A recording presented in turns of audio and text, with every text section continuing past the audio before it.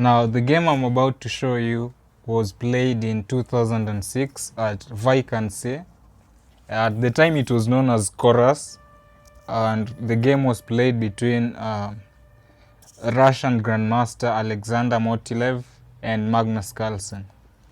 Now, Motylev is no ordinary Grandmaster. He won the Russian Championship in 2001, having only made the title of Grandmaster in 2000. And he was also second on tiebreak at the Russian Championship Super Final in 2013. So this just serves to show you the kind of player he was. So the game begins e4, the Sicilian defense by Magnus Carlsen, knight f3 now, d6, d4, c takes d4, knight takes d4, knight f6, knight c3, a6, this is the knight off variation of the Sicilian, and now f3, knight b d7, g4, g6, and now this is a somewhat unusual formation for this opening.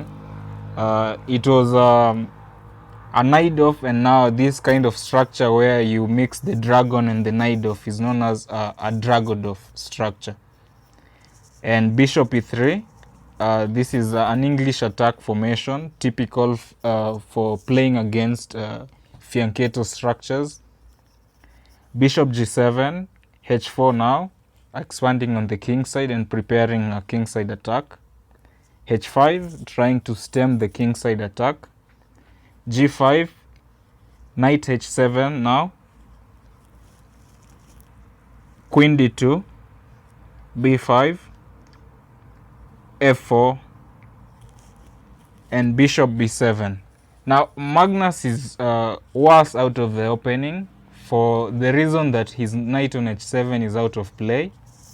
As we all know, knights on the rim at dim, and white also has incredible control of the center, and he's already threatening to play f5, f6 with serious threats on the king side.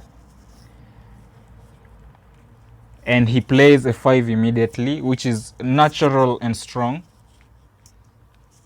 Knight e5 now, taking control of the e5 square, which will prove insufficient, as we shall soon see, because there is not enough pressure on e4. Motylev castles queenside, and kingside castles by Magnus, trying to secure his king. Now knight d5, bishop c8, trying to secure e6. Notice that rook c8 instead, and f takes on g6, knight takes on g6, knight f5 is already very hard to play for black. It's basically winning for white. So he goes bishop c8.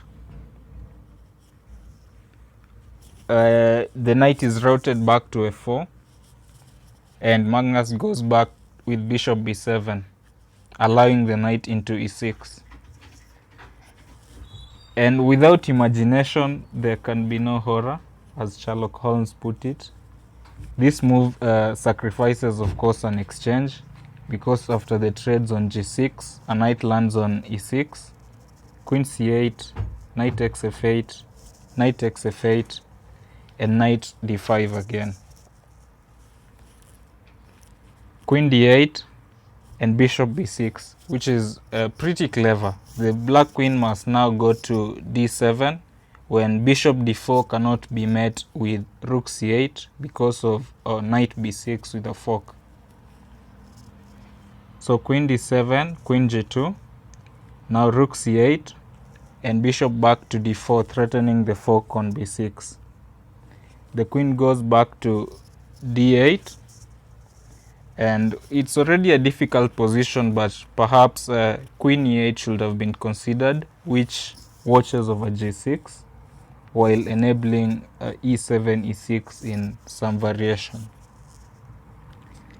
Now king b1, securing the king, knight e6, and Motylev takes on e5. which is quite strong. He assesses that his control over the light squares will be more overwhelming than black's control over the dark squares. Now bishop takes on e5, queen f2, preparing bishop h3, and black snaps off the strong knight on d5. Taking back on d5 with e takes d5, knight c5, and bishop h3. Rook c7 now, rook f1, threatening to infiltrate. The bishop goes back to the defense, and bishop e6 check. King h7, and now it is critical mass. What is the path to glory for white? In 3, 2, 1, bishop f7. And you should have seen the next move before you played bishop f7. So queen d7, there is little that black can do, and white takes on g6. King takes g6, queen f7 check, king h7, and queen takes h5, and black resigned because it will be met in a few moves after g6.